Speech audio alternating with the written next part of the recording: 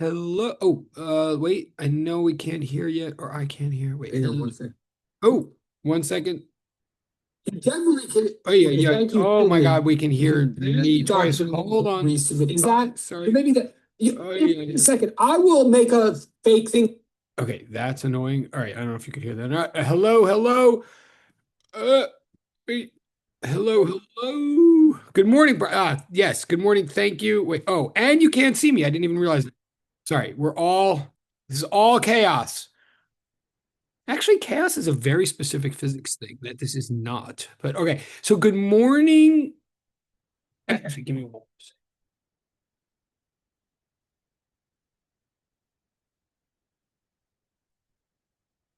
Okay. Good morning. Wait, I know you can't see me. That's not on purpose. Uh, wait, good morning. Okay, there we okay. So. Good morning, Sydney. Good morning, Haley.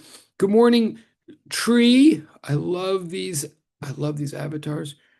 Um, and welcome back. Why can't Good morning, Munera. Good morning, DJ. Good morning, Sharon. Also, I know there we go. Okay. Going to the chat now. Good morning, Alice. Good morning, Maya. Good morning, Lena. Good morning, Eric. Good morning, Tree for the double. Good morning, Ashley. Good morning, Munera for the double. Good morning, Sharon for the double. Good morning, Sydney. Oh, thank you. Right, that was kind of not on purpose, but thank you. Well, yeah, I'm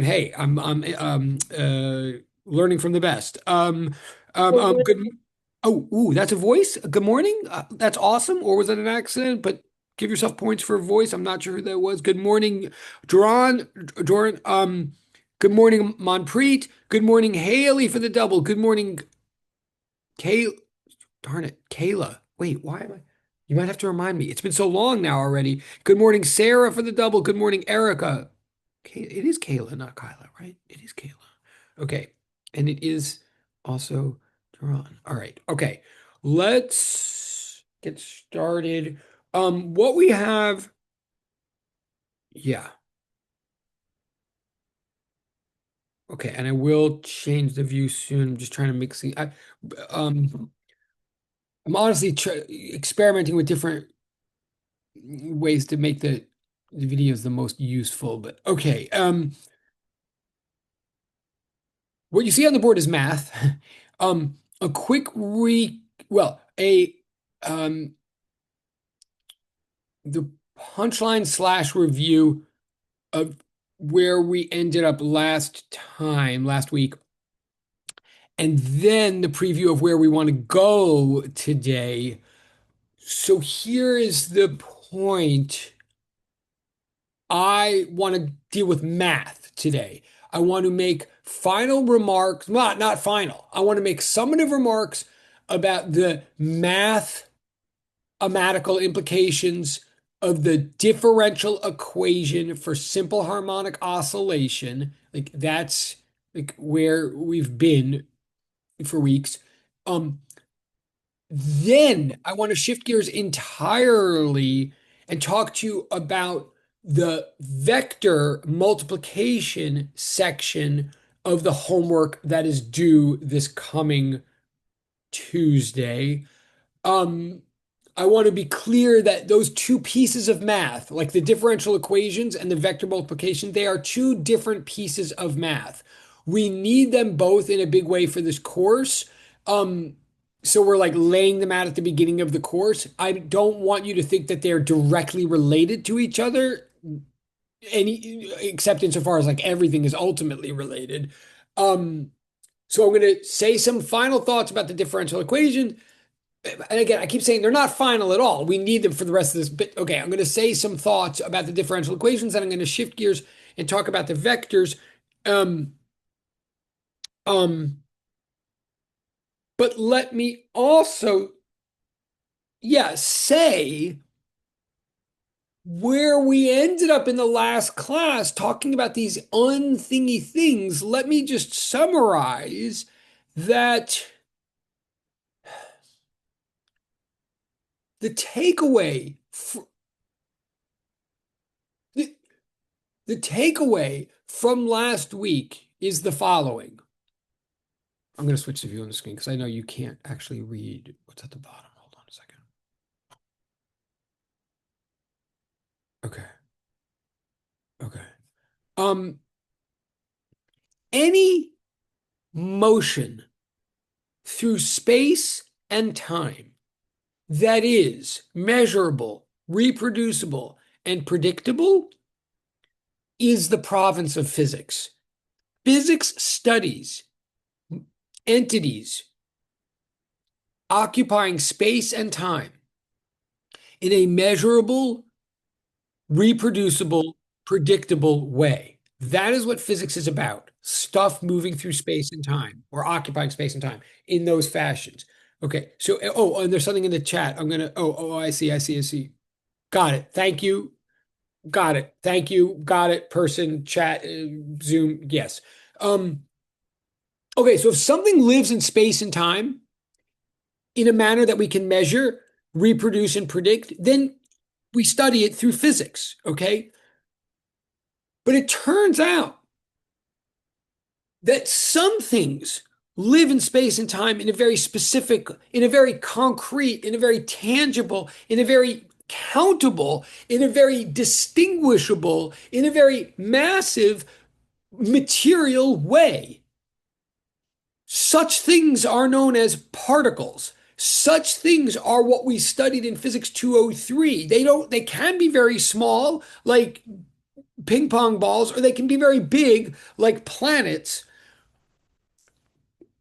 But these tangible, concrete, countable, separatable material objects moving through space and time is what we studied in 203.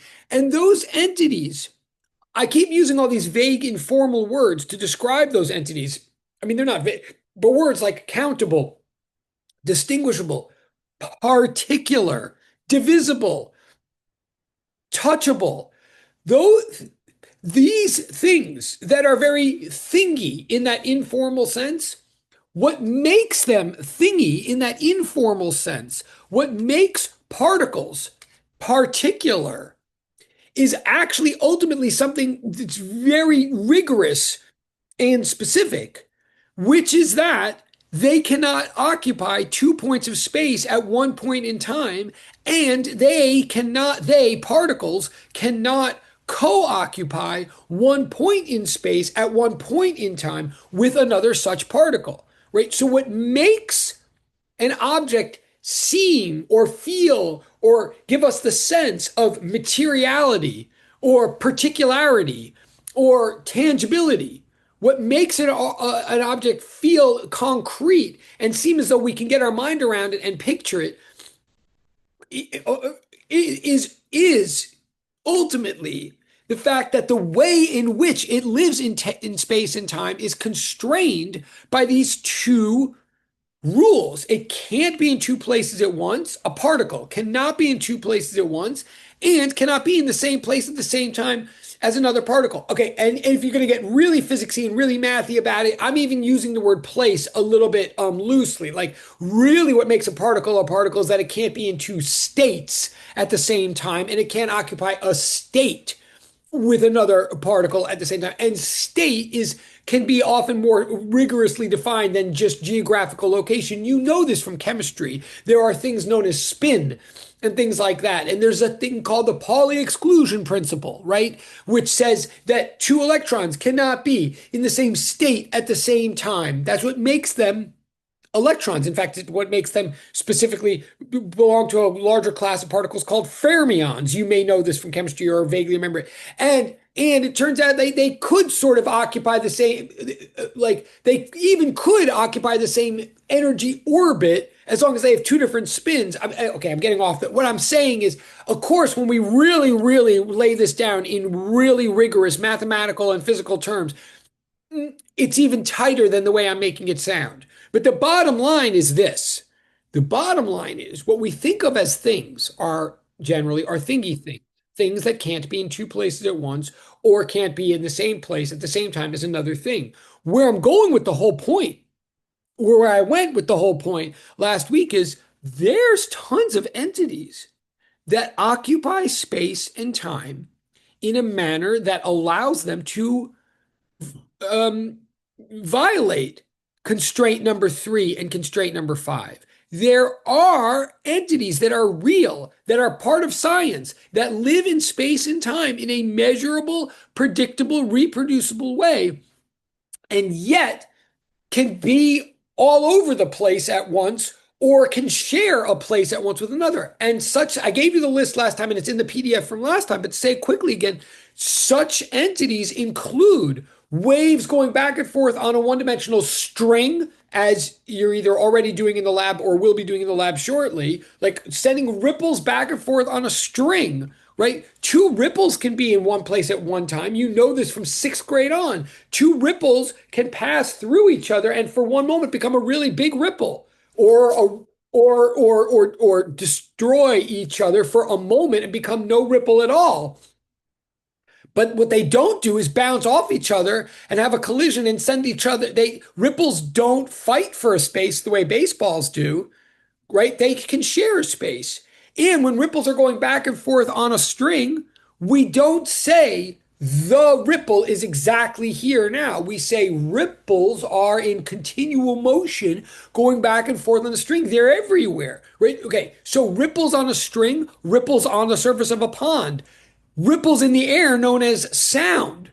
Then, then electrical currents, electric or electrostatic fields, magnetic fields, gravitational fields, and finally, electromagnetic radiation, otherwise known as light. All of these entities are real, and they're real things. Light is a real thing. Sound is a real thing. Oh, what did you say? Oh, sound is a real thing. And if you and we did this last time, like, but and it's real, and you can talk about the speed of sound and do physics, apply the rules of physics to sound and predict where a sound is going to be when. But if there can be two sounds in the same place at the same time, and it's not just like they can be by accident sometimes. It definitely needs to be true. Otherwise, none of music makes any sense at all. All of music is all predicated on the idea that you can experience multiple sounds at the same place, your ear at the same time. Not like in a detailed technical side like issue way, but as an essential feature of the phenomenon. So, short story long, physics is always about stuff in space and time. Physics 203 is about the trajectories of particles through space and time. Physics 204 is about stuff that isn't particles. You could use various words to capture these entities that aren't particles. You can say waves, as pretty evidently captures like the first three examples I just mentioned, or you could say fields, which is what we spend the second half of this course studying in great detail, or you could talk about radiation, you could talk about energy if you want. But what do all these words mean? In the end of the day, what we are here to study in Physics 204 is how unthingy things, how abstract entities that are so ghost-like that they can share spaces with each other, or so ghost-like that they can spread out, right? And yet remain real and scientific and measurable and predictable and reproducible. These entities, what I say they all have in common is that what they are, what we're studying here in Physics 204, is the flow of information from one point in space to another. That's what we're here to ultimately study. How information, like whether you want to call it vectors or numbers or whatever, properties, how raw data flows from one point in the universe to another. That's what we're here to study. And that means two things. It means one, the mathematics used to study this is a little bit more abstract than the mathematics used to do Physics 203, because the stuff we're studying is a little bit more abstract. Number two, the fundamental or a fundamental ingredient to almost all these phenomena that we're going to start now looking at, the fundamental ingredient to how you can have stuff in space and time that isn't stuff, that isn't material, the fundamental ingredient is oscillation, harmonic oscillation. Ultimately, whatever you're looking at, whether it's a field, excuse me, whether it's a water wave, a sound wave, an electrical wave, ultimately, what waves are made up of, ultimately, the constituent ingredient that we put many, many, many of together to make one big phenomenon known as a wave, the constituent ingredient, the building block of waves and all that stuff is a harmonic oscillator. So, i.e., anything that behaves like a mass on a spring. So that's why we're focused on harmonic oscillation, because it's the fundamental building block to flow, to propagations rather than trajectories. That's why we're studying it, and that's why the math gets exciting. So that said, let me summarize. I'm just looking at the chat. Okay. That said, let me remind you of the big punchline from last week, but then also I want to take the punchline to a slightly next level. The big punchline that we keep saying over and over, and that will come up for the rest of your life in lab, in macroscopic natural phenomenon, in microscopic natural and constructed phenomena, is if something can be, if there's some variable z, if there is some measurable quantity that depends on time and about, call it z, if that quantity can be described by this particular differential equation, then that quantity is oscillating harmonically, which means it's that quantity is behaving just like the position on an x-axis of a mass on a Hooke's law spring. If a quantity known as z, any quantity, varies in time in a manner that is described by that differential equation, then we can say that the value of z is oscillating harmonically.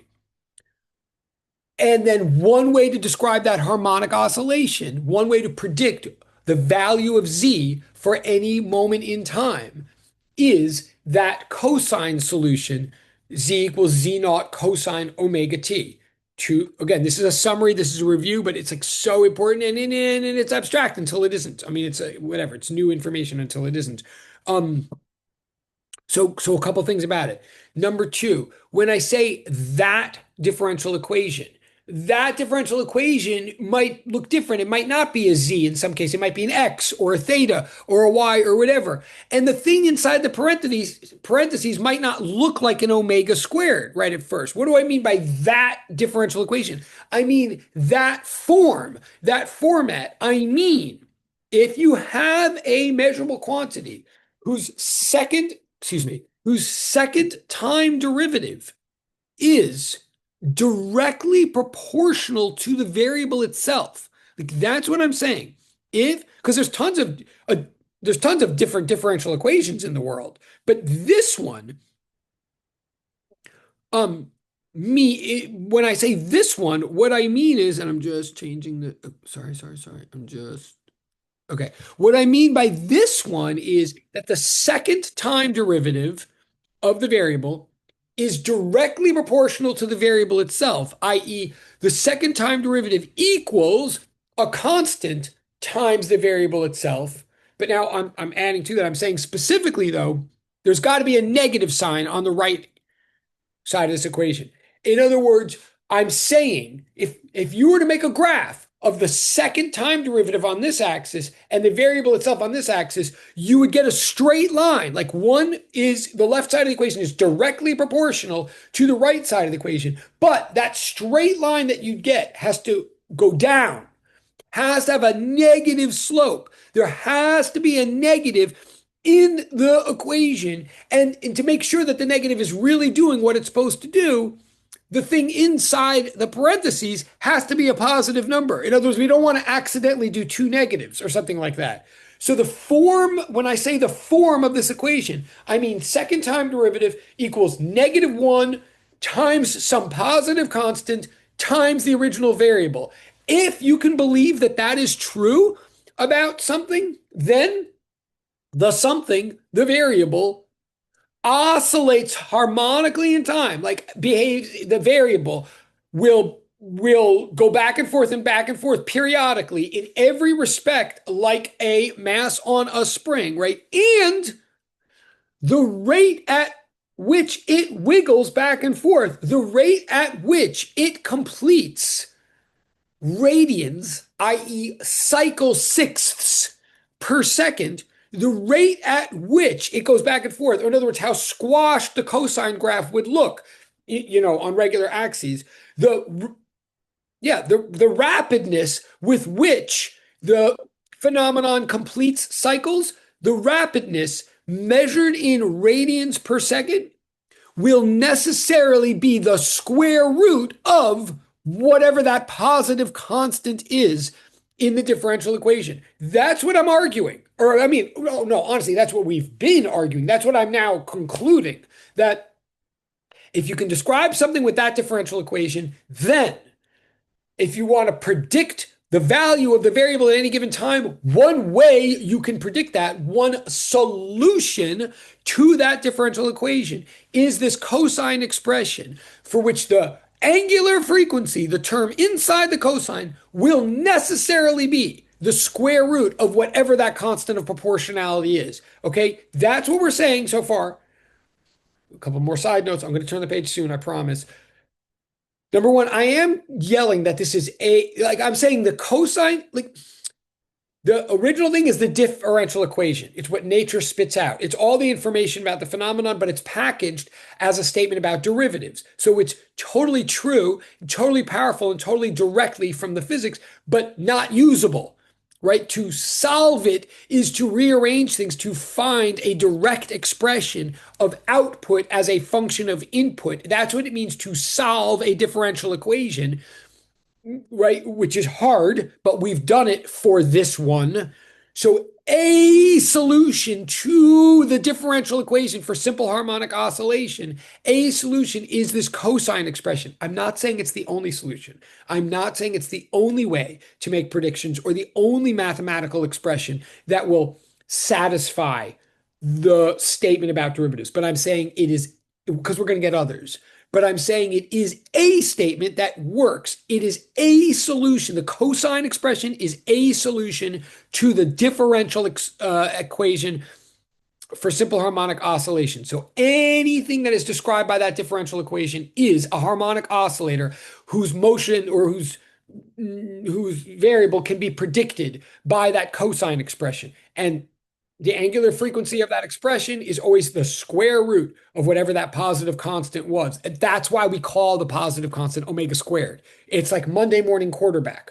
We're calling it omega squared to remind ourselves that it's positive and that definitely the square root of it will be what we call omega, the angular frequency. Okay, that's technically review, but now you'll see at the bottom of the page, there's this second statement that I now want to emphasize. I might have quickly said it last week, but this is now a big thing.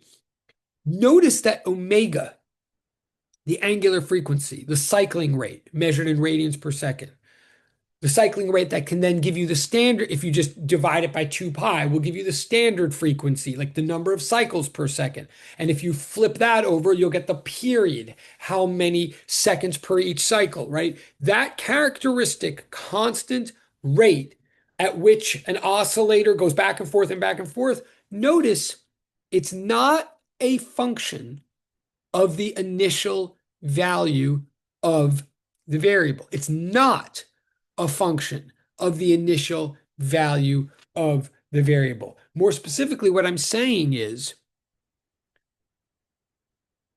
like in the case of a mass, like what omega means is 2 pi over t. It's how many radians you're making per each second, right? That's what omega means, triple equal sign up in the top right.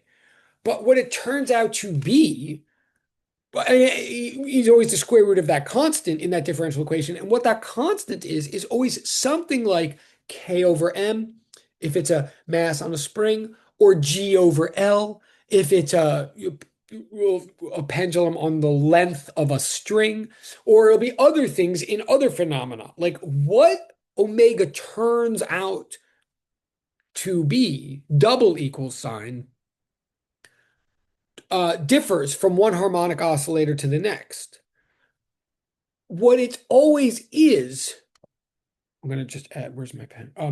You'll notice this pattern that, sorry, whether it's a mass on a spring or a pendulum or whatever you're doing in the lab, what you notice is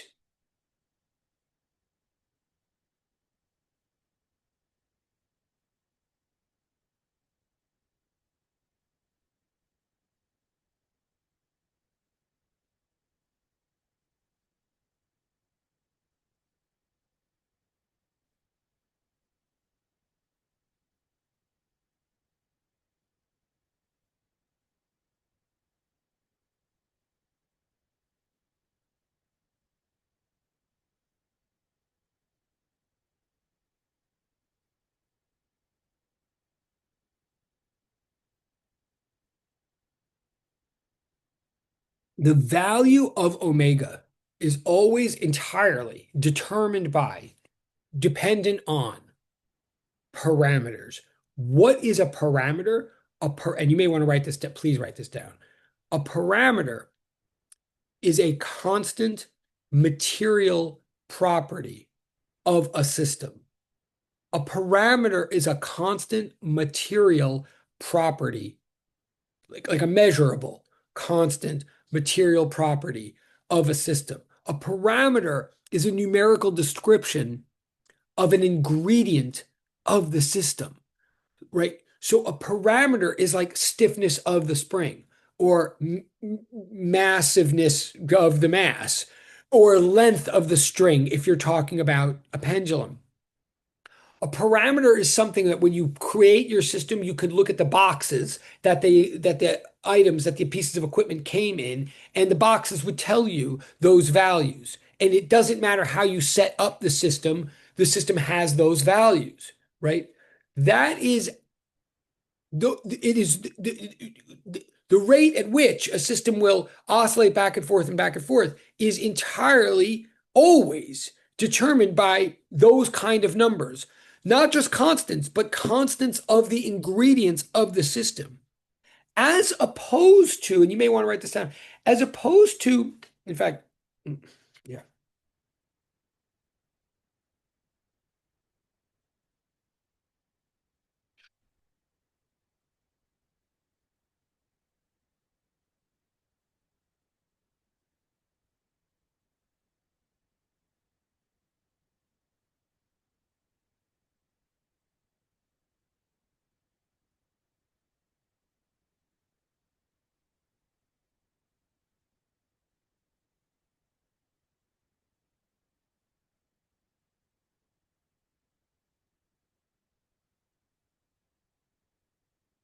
Uh, Z naught is also a constant, just like K and just like M. Z naught, the initial, or what we called in homework one, X naught, Z naught is the very first value of Z. Sorry. Oh, sorry. Yes. A parameter is a constant, measurable, material property of the system, of any system. A parameter is a constant material property of a system. In less formal terms, a parameter is a constant that describes an ingredient of the system. That's what a parameter is. So examples, stiffness of spring, mass of mass, length of string. These are parameters.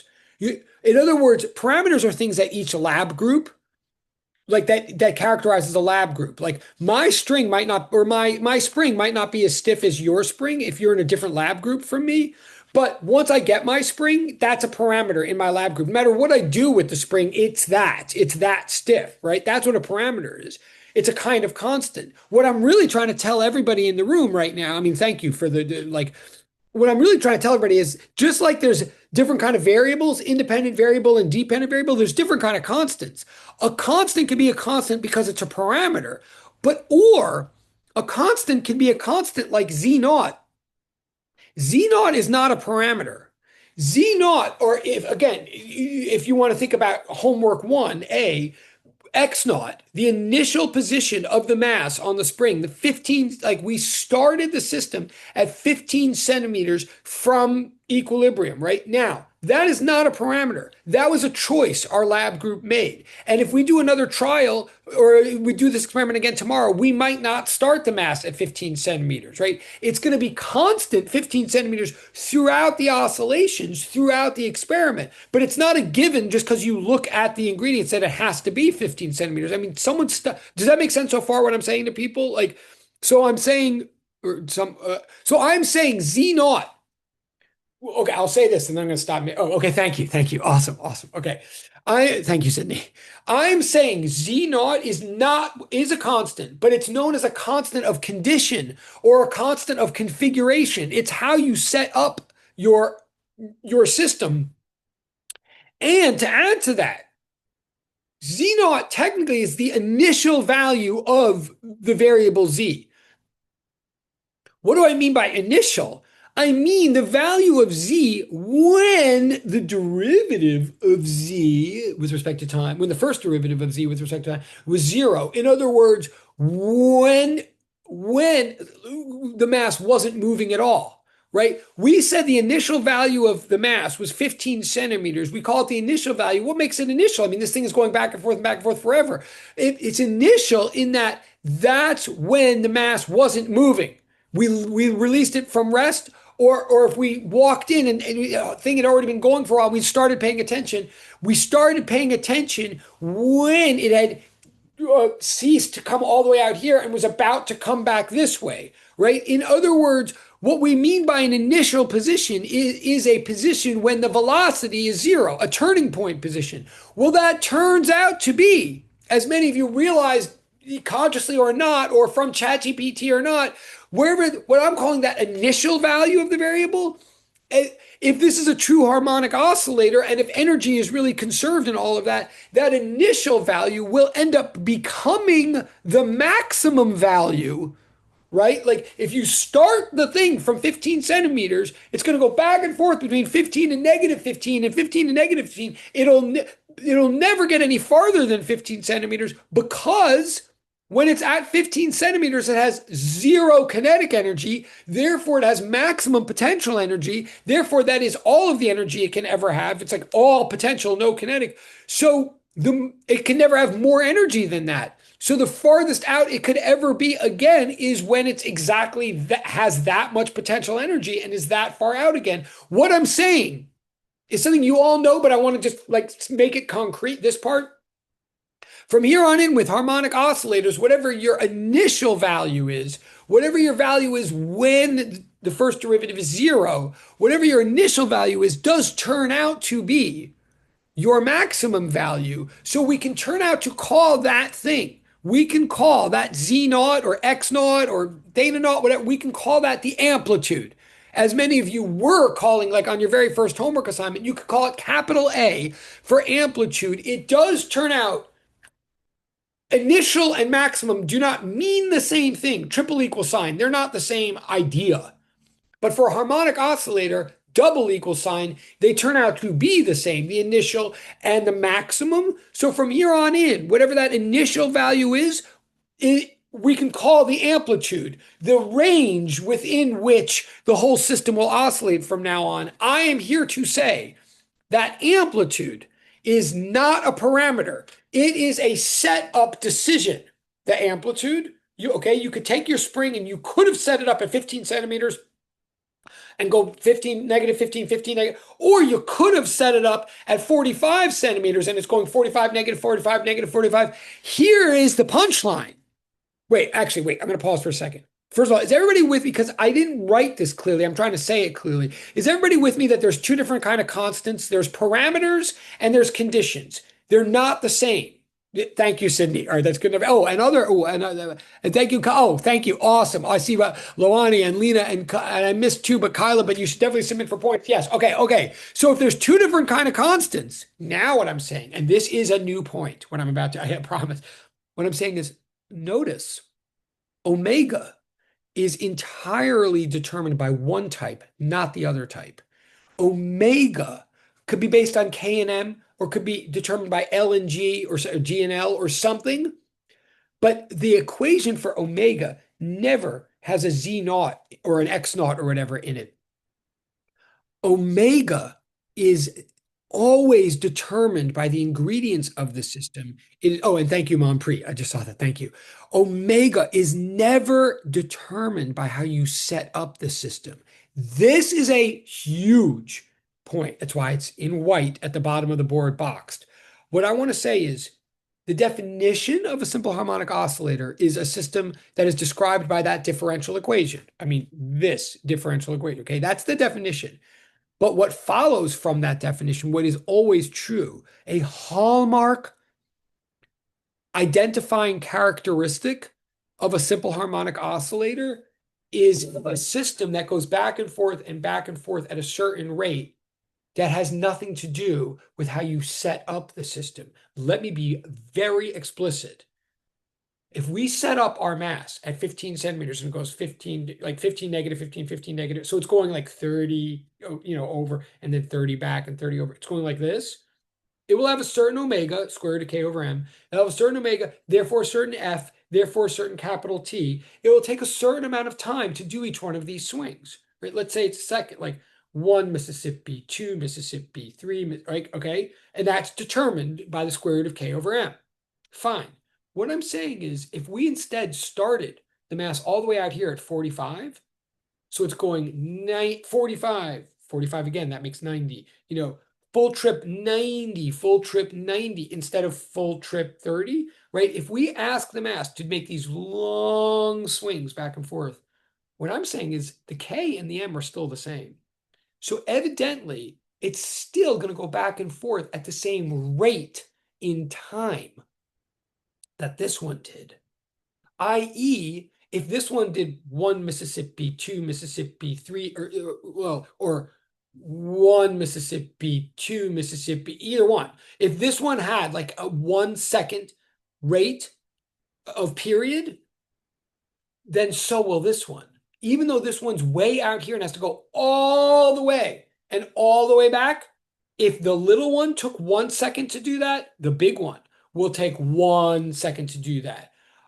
I am making a big point of this because that is not obvious. If you're slightly confused by what I just said, it probably means you did understand it because it is a surprise. It is not what I would have expected and maybe not what you would have expected. I'm saying a true simple harmonic oscillator will go back and forth at a rate in time that has nothing to do with how far you're asking it to go in space. It will go back and forth in a rate in time that has entirely to do with its ingredients, has nothing to do with how you set up those ingredients. This thing will go 1 Mississippi, 1 Mississippi, 1 Mississippi, just like this one went 1 Mississippi, 1. Now, if you think that's weird, you're right. If you're even thinking something even conscious, like, well, wait a minute, how could it take the same amount of time to go a small distance as to go a big distance? Well, the only possible way is if the thing that's going a big distance is moving faster, right? On average.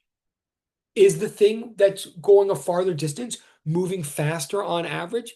Yes, it is. How do I know? Because energy is conserved. The thing that's starting way out here at 45 centimeters is starting with a lot more potential energy than the thing that's starting here at 15 centimeters. The thing that's starting at 45 centimeters has a lot more potential energy to work with, right? And it has to conserve energy. So by the time it gets to the middle, where it has no potential energy at all and has all kinetic, it's going to have a lot more kinetic than the small guy by the time it gets to the middle. So on average, this guy, it's speeding up and slowing down. Like the middle is like the average. Or yeah, it's like the average. So the big trip guy, the big amplitude swinger, has on average much more kinetic energy than the small amplitude swinger. So on average, it's going a lot faster. It- Apparently, it's going exactly enough faster. Like for every amount that you increase the amplitude, apparently you get exactly enough extra energy to make it perfectly work out that this swing will take the same amount of time, or these cycles will take the same amount of time as these cycles, as long as it's the same spring and the same mass. Now that is a surprise, but but the math shows it.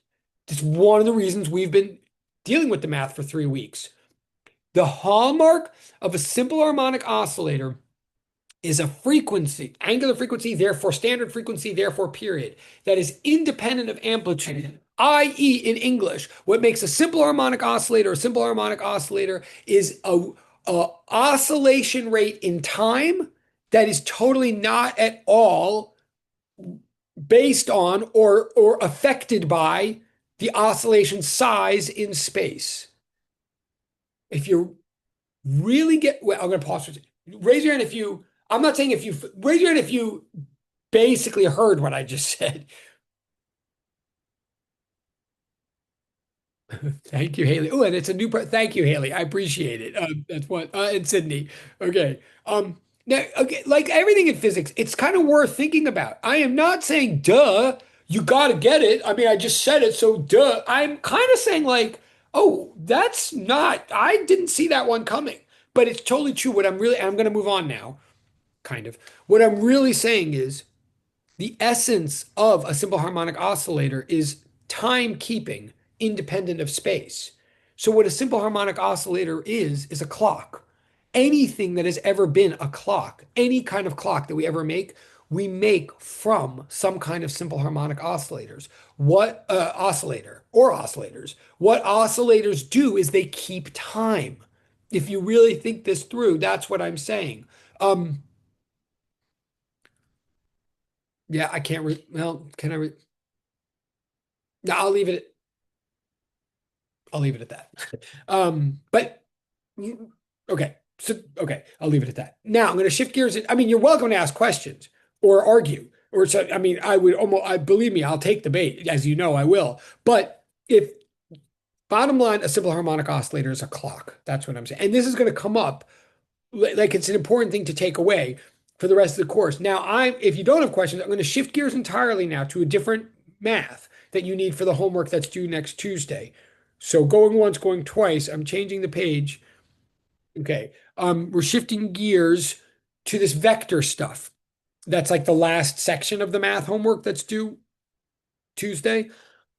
So I want to talk about what happens when you multiply. And again, don't look for there's no obvious connection between everything I'm going to say for the next 32 minutes and what I just said. It's just more math that you need, okay? I mean, are you good for me to go on? Can I get a hand raise or something? Can I okay, thank you, Kay. And I like how it's like different people too. I appreciate that. I'm totally noticing it. Thank you. Awesome. And I got oh great. And I saw all three. Great. And great. Okay, awesome, awesome. Okay. So now, what happens when we've got vectors and we're doing multiplication involving vectors? All right. First of all, a little bit of notation. Let me just set up the situation. Say you have two random vectors, two random arrows with two arbitrary sizes and two arbitrary directions. Let's say their direction, so they're called vector A and vector B, and their directions differ by an acute angle theta. Okay, that's our given.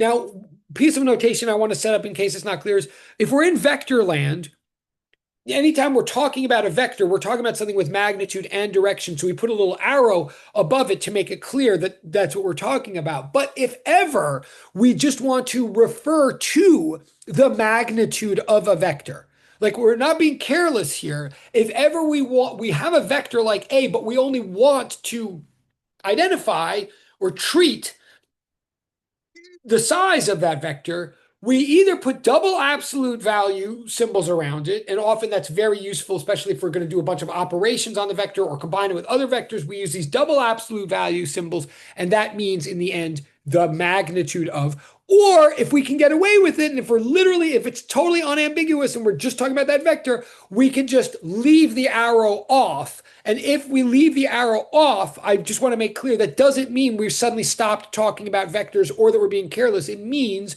we're talking about the size of that vector. Okay, so that's what the notation means, the bottom right. So given that, there are three different ways that multiplication can be performed when you're in the land of vectors, in a context of vectors. Okay, the first way that multiplication can occur if you're talking about vectors is you can multiply a vector by a scalar. And whenever you do this, you get a vector. That surprised me when I first heard it. I was like, why? And here's why. A vector is an arrow. A vector is something with size and direction. When you take an arrow and you multiply it by a pure number, what you're literally doing is just scaling that arrow to a different size. If you take the arrow 3 meters pointing northeast and you multiply it by 4, what you now have is 12 meters pointing to the northeast.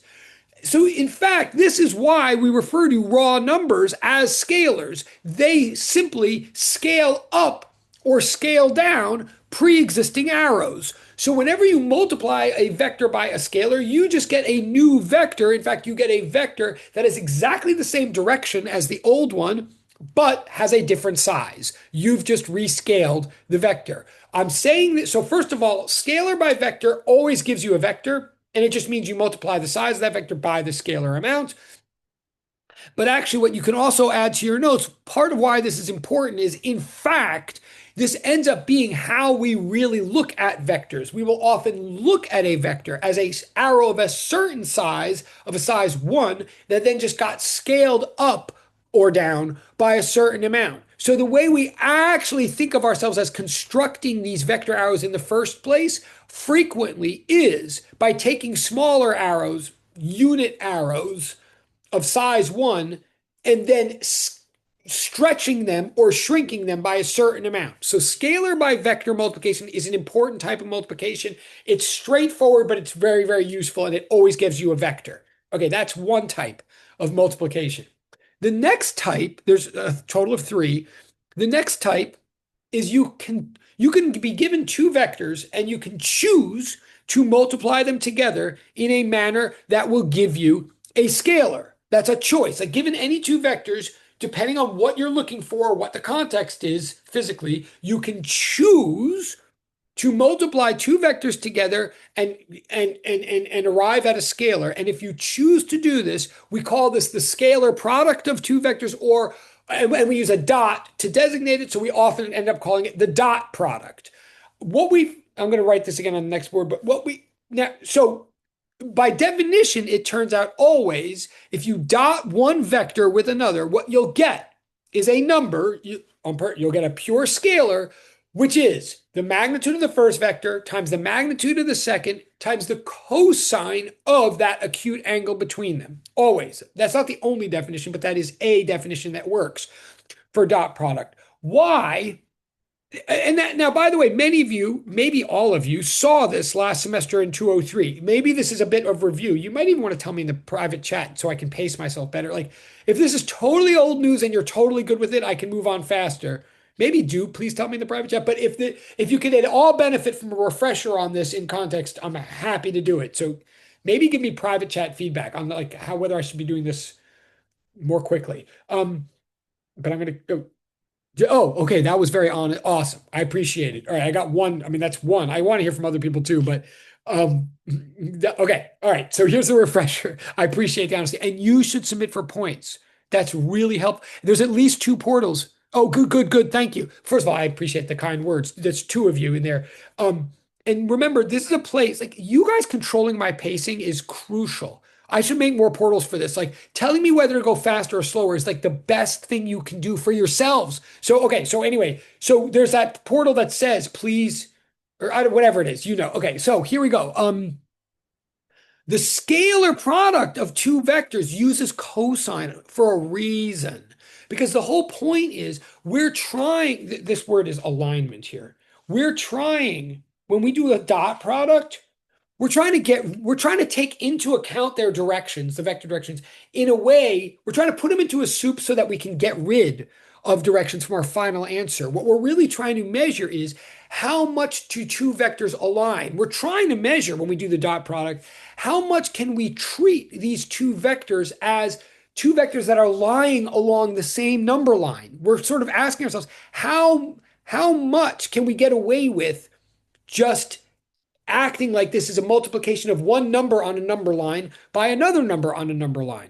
So we're asking how parallel they are. If they're really, really parallel, they're really close to if the angle is really small between them, it's almost like they were just two numbers on a number line. If the angle is really big, if they really differ in direction, then they're on two different number lines and they're really not relating to each other very well.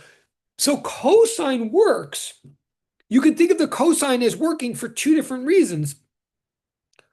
One way you could think that the cosine is like the good thing to use is what this says is the dot product multiplies one vector length by the length of the other vector component that lies along the first. Okay, that's a mouthful.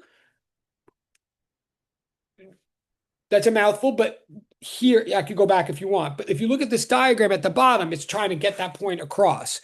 I'm saying if you have two vectors B and A, to do the dot product isn't really, it's not multiplying the length of B times the length of A. Imagine that you shined a light down onto vector B, like you shine a light from the top. You shine a light down and you look at the shadow that B is casting onto A, or what some people will call the projection of the B vector onto the A vector, or more specifically, what I'm really saying is you remember from physics 203, if vector B is like pointing to the northeast, if it's like walking in Manhattan on a mountain northeast, that means it's equivalent to walking some amount east and walking some amount north, right? We can take the vector B and divide it into two components. Its component that lies along the x-axis, like how much east did that entail, plus a component that lies along the y-axis, how much north did it entail? And then when you do trig, like SOHCAHTOA, and that angle is the angle at the bottom, then the component of B that lies along the x-axis is hypotenuse times cosine of the angle, B cosine theta, right? So what we're really saying in a way, when we do the dot product, is we're not going to take the length of A and multiply it by the length of B. We're going to take the length of A and multiply it by the length of B cosine theta. The length of B sub x, if you like, the amount of B that lines up with A. That's what we're multiplying. The components that agree. And that's what cosine gives you. That's what I'm trying to say here. Okay. The other way you can think about it, if that's too abstract. So one way people talk about a dot product is it's a multiplication of one vector by the projection of the other vector onto the first axis. It's okay. But another way, if you don't like that, I mean, it's good to like that but the other way is just like, look, the cosine of 0 is 1. And the cosine of 90 degrees, pi over 2 radians, is 0, right? Cosine gets smaller as the angle gets bigger. So in a way, what we're just saying is when we say AB cosine theta, we're saying multiply by the length of one, multiply by the length of the other, and then adjust. Like take your whole answer and multiply by a fraction that ranges from 0 to 1. If the angle is 0 and the two are perfectly lined up, you're going to multiply by a full-bodied 1. You really are looking at two numbers that are lined up on the same number line. But if the angle is 90 degrees, pi over 2 radians, well, then they're perfectly perpendicular. And I don't care how long the two vectors are, once you multiply by the cosine of pi over 2 radians, you're going to multiply your whole answer by 0 and get nothing. So bottom line, the dot product of two parallel vectors is the product of their lengths. And the dot product of two perpendicular vectors is 0. That's what I'm saying. So dot product yields a scalar, And it does so by looking at how parallel the two vectors are, how well lined up they are. The physics example of this, the reason some of you have seen this before, or maybe, but is work. Work is the dot product of force vector with displacement vector. I apologize, I didn't write this down. You may want to write it down, but the classic physics example of a dot product is if you dot the force vector with a displacement vector, you're not multiplying this entire, if I'm pushing something at an angle across the table, like I'm pushing at an angle because I'm taller than the table. So just like my human body is asking me to push at an angle, but then the box or whatever goes horizontally across the top of the table. The work that I'm doing is only the component of my force that actually contributes to horizontal motion, right? Put more specifically, only the horizontal component of my force will transfer energy into the box that is moving horizontally. So we multiply force times displacement times the cosine of the angle between them, and we get a product which represents how much work I've done, how much energy I've given to the system, and energy is a scalar. We don't have energy north or energy south or energy at 33 degrees. Energy is just a raw amount. So the dot product measures the alignment between two vectors that spits out a non-vector quantity. That's the dot product. Classic example, work is the dot product of force vector with displacement vector. It yields the work energy transfer scalar. Okay, that's the dot product. We have 20 minutes. Okay, that's the dot product. Are we good? Should I go on? Okay. Now here comes the new thing, the thing that you need for the homework, the truly new thing, and the kind of big. I can go on. Yes. Can I go on? Can I go on? I can go on. Going. I'm gonna go on to the next thing. Wait, could just someone acknowledge my existence? I can go. Thank you. Okay, thank you. I know it's so pathetic. I feel like a second grader at that third grade lunch table. Okay. Okay, great. Thank you. At the third grade Zoom table. All right, so now if you're faced with that, I do appreciate it. I know I'm being silly. Thank you, DJ. And all of you, but you can get points for that. And hopefully you're seeing, the points are accumulating. You're getting and remember that thing that you get every day, like every week or whatever, that says how many credit you have in the class for. Just when we have an exam in a few weeks, we'll talk about it. Whatever score you get in an exam, just add those points to it. And like, that's where you are in the class. So you get that point, right? Okay. Um, so if you're given two vectors, you could make this other choice. You could decide, because of a different physical context, to multiply the two vectors in a manner that produces a vector. Now, this is new. It's in the homework. You're asked questions about this, but you've never seen this before. I mean, in physics, this is called the cross product. And this is a little bit more elaborate. When you multiply two vectors in a manner that cares about their direction and takes their direction into account in a manner that produces directional information, we call this the cross product. So let's slow this down a second. Let's say that when we cross two vectors, vector A and vector B, let's say that the answer we get from the cross product is a vector called C.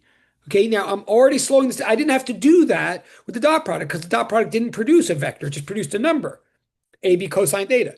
But now we're saying, let's call the vector that results from the cross product of A and B, let's call it C. Well, first of all, what's the magnitude of C? You might guess, and you would guess correctly, and it says on the homework sheet, the magnitude of this vector is the magnitude of one times the magnitude of the other times the sine of the angle between them. Not the cosine now, the sine. For reasons that you might get. I mean, if you were sort of guessing this or seeing this coming, you're right. It's sine because the sine of 0 is 0. Always a good thing to memorize if you're trying to anchor, picture the unit circle, whatever. The sine of 90 degrees or pi over 2 radians is 1. Sine super, cosine counterintuitive, right? Sine gets bigger and bigger as the angle gets bigger, whereas cosine gets smaller and smaller as the angle gets bigger. Sine is the one that I think many of us find more intuitive. Well, that means sine is what's useful for measuring perpendicularity. The sign fraction will be bigger and bigger the more that the two are close to perpendicular. So the cross product is trying to take into account how much is direction playing a role in this relationship between the two vectors. How not aligned are the two vectors is what the cross product is measuring. Okay, we're now measuring, as it says, we're not measuring how aligned the two vectors are, we're measuring how perpendicular they are. So we use the sign. Okay, so so an example, by the way, from physics. I'll say this quickly. An example from physics that we don't study here for whatever reason, we just don't have time to study here, is torque. Um, very quickly, like if I torque is a force that you apply that instead of translating an object through space, rotates an object around an axis. So if I want to pull a door open, if I want to swing a door open, I want to pull on the knob, right? The harder I pull on the knob, the faster the door will swing open. So my force matters, but also the farther away the doorknob is from the hinge of the door. If you think about it, the faster the whole door will swing. Like if it's like a push door and I try to push on the center of the door, I'm gonna have to push a lot harder than if I push at the end of the door. I'm saying this quickly just to give you an example. But so force matters when you're trying to rotate a door, and displacement matters, i.e., how far out you are from the hinge, the axis of rotation of the door. So you again have this like force times displacement kind of quantity that matters. But here, in order to torque a door, you're not trying to do work on it, you're trying to rotate it. You want the force and the displacement to be perpendicular, right? If you try to open a door by like shoving it toward its axis, that's not going to, you're going to break the door, if anything, right? So here's an example where we want to multiply force by displacement, but we only want to multiply the components that are perpendicular. So there we would do, if we were trying to measure torque, we would use a cross product. That's just a long way of saying this is just a choice. Just like with numbers in life, you can be given two numbers, 3 and 2. Sometimes you want to add them. Sometimes you want to subtract them. It depends on like what's going on. Same thing here. So the cross product measures how perpendicular two vectors are. But then what it gives you is an answer that's not just a number. That AB sine theta is the length of the answer, but the answer is a vector. That means the vector also has direction. So in the 13 minutes I've left, my job is to tell you what's the direction of the answer. Again, I didn't have to do that with dot product because dot product didn't yield a vector. Cross product yields a vector. So the vector not only has a magnitude, AB sine theta, but has a direction. The question is, what is the direction of this vector? What's the result? Where does a cross product result point? Now I'm telling you, I'm not asking, I'm telling you, about to tell you. The first thing to realize is that the cross product is measuring perpendicularity. It's measuring the extent to which the two vectors are perpendicular. It turns out then it makes a lot of sense to define the cross product so that the answer is itself perpendicular to both of the vectors that were being multiplied in the first place. The answer to a cross product is perpendicular to both of the vectors that were being crossed. In some ways, this is just a definition. In some ways, if you ask the question why, the answer is because that's how we define it. But it actually makes a lot of sense to me, and it's really helpful in nature to think of the cross product this way. One quick way I'm saying it is this is an operation. Multiplication is an operation that takes in two inputs and returns one output. Like it's like a relation, right? Just like regular multiplication with numbers, we don't want this operation to treat either of the two numbers or either of the two inputs as special in any way. It's not a weighted operation. We're not saying multiply the square of one vector by the cube of the other vector. We're not saying that. We're just saying multiply the two vectors. We want to treat, and each of the vectors has a direction, has an angle. We don't want to treat either of the angles of the two vectors as special or more prioritized in any way than the other. So the answer that we're going to get, in a way, should be the same angular distance from one vector as it is from the other.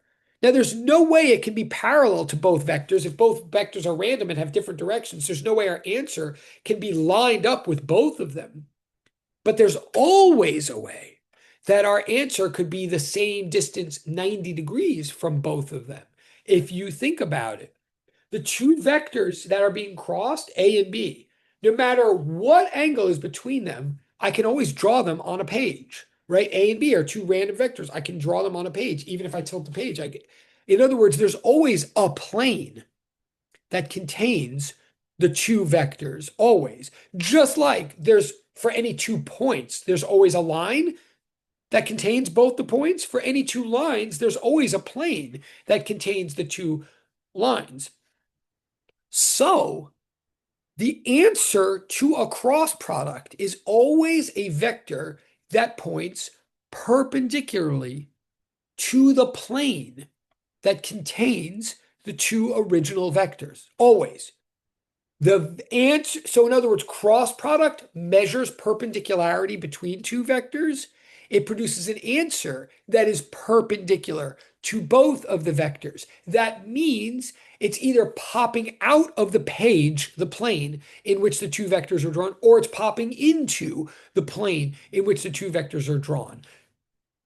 Wait, I'm going to pause for a second because we've got 9 minutes. Does that make sense so far? I'm saying the answer to a cross product has direction. It's got to point somewhere. Where does it point? It points either out of or into the plane containing the two original vectors. Can anybody raise their hand or anything to say if that makes sense so far? If you get that so far.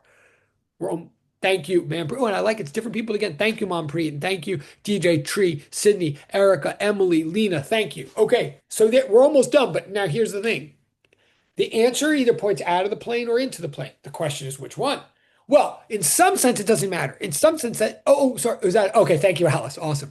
In some sense, whether you say out or in some sense, it doesn't matter as long as you're universally consistent. Like whatever you say, if you say the answer points out, that would be your positive direction, and then anything pointing in would now be your negative direction. So, in some sense, all we're worrying about now is what's the direction called positive. But we all want to be consistent. It will work no matter what we do as long as we are consistent. So we have a convention that we all agree on to ensure consistency of what we mean by the positive direction once you're crossing two vectors. And this convention is known as the right-hand rule. Okay? One thing I'm going to say before I tell you the right-hand rule, again, we have 8 minutes. I'm going to say so we're now, once you do the cross product, once you are multiplying vectors in a manner that produces a vector, you are necessarily now dealing with three-dimensional space. It's kind of nice. Like this forces us into three-dimensional space. We are always going to either pop out of the board or pop into the board. Therefore, a convention that's good to know is think of these arrows as like medieval, these vector arrows. Think of them as medieval arrows from now on. So they have tips at the front, and imagine they have like feathers at the back. So when an arrow is coming toward you, all you would see, if an arrow were coming out of the board or out of their piece of paper and toward you, all you would see is the tip of the arrow. You'd see a dot. So this from now on.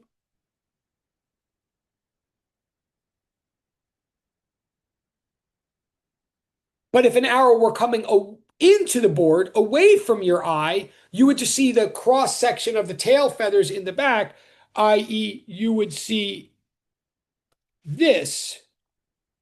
So from now on, if you ever see dots, that means toward you. If you see X's, I'm not making this up. This is just like a convention because it's like hard to draw 3 dimensions on a 2-dimensional board. So from now on, into the board means X. I'm sorry, X means into the board or piece of paper or whatever, or screen.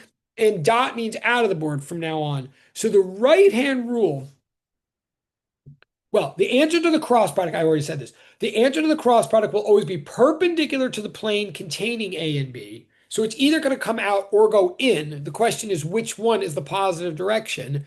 And the answer is to decide, okay, so to decide whether the positive direction of the answer comes out or goes in, what we do is we apply the right-hand rule. This is what we do. We take our right hand, even if we're a lefty. I apologize, but we take our right hand, even if we're a lefty. We place and you're gonna have to practice this. And you should, since you're by yourself right now, most of you, you might as well, and I can't see you right now. I'm not looking. You should practice this right now because it's like slightly harder than it sounds until you get used to it.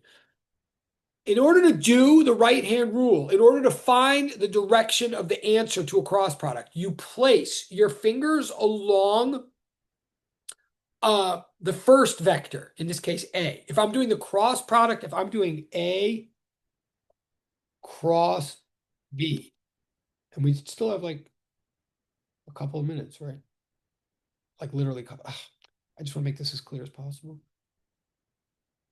If we're doing A cross B, and that's my little picture, I would put my fingers along A. I want to mirror the mirror.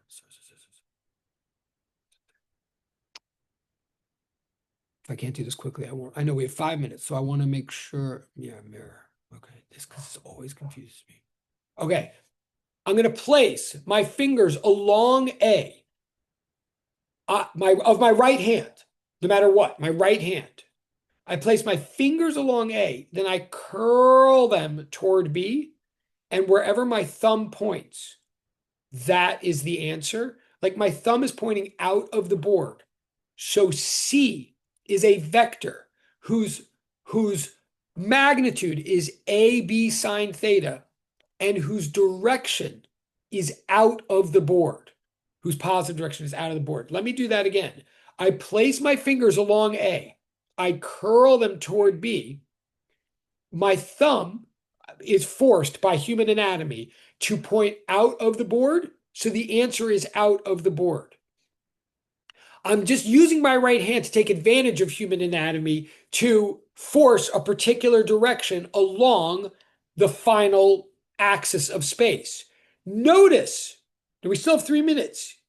You got to practice. It's one of these things that like it makes total sense once you've done it a bunch of times, but until you do it, you don't realize that there's right and wrong choices to be made. Notice if I go the opposite direction, notice if I put my fingers along B and I curl them up toward A, then my thumb is pointing the other direction, right? It's pointing out of the board. It's pointing into the board. So if I did B cross A, I would get the opposite direction. You'll know you're understanding this if you can see that this operation is anti-commutative. Order matters by a negative sign. When I say, we still have 3 minutes. Now, again, my hand is just, the thing is, if you get everything I'm saying, you would know that the answer of C had to either be into the plane or out of the plane. It's got to be perpendicular to both A and B. So this whole right-hand rule is just trying to decide which way is positive and which way is negative. And it's just a convention. But it'll work every time because we all have the same body. And we could have all done left hand, but we all have to do the same one. So we all do right hand. When I say, and if you look this up on the web or chat sheet, there's different ways. Other people, like, it may be easier for some of you. Some people will say, place your index finger along the first vector and your second finger along the next vector, and your thumb is the answer. If you like that better, that's fine too. It's the same idea. It's the same thing.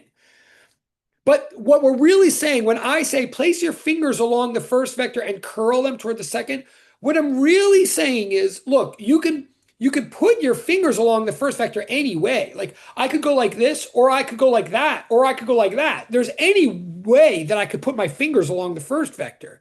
That's why this is confusing until you try it on your own. I say place my fingers pointing along the first vector. I could do that a million different ways. But then when I say curl my fingers toward the second vector, what I really mean by that is make sure that you have found a way to put your fingers along A so that when you curl them, it is in the most obvious natural way that does not break your body or become socially awkward, right? So that's why for some of you, maybe it's easier just to take your index finger, point it along A, and put your second finger along B. It's the same idea. And whichever way your thumb naturally points, that's the answer to C. And that's in the homework. So when it says what is the vector, what's the answer to these cross products? It's looking for values and directions.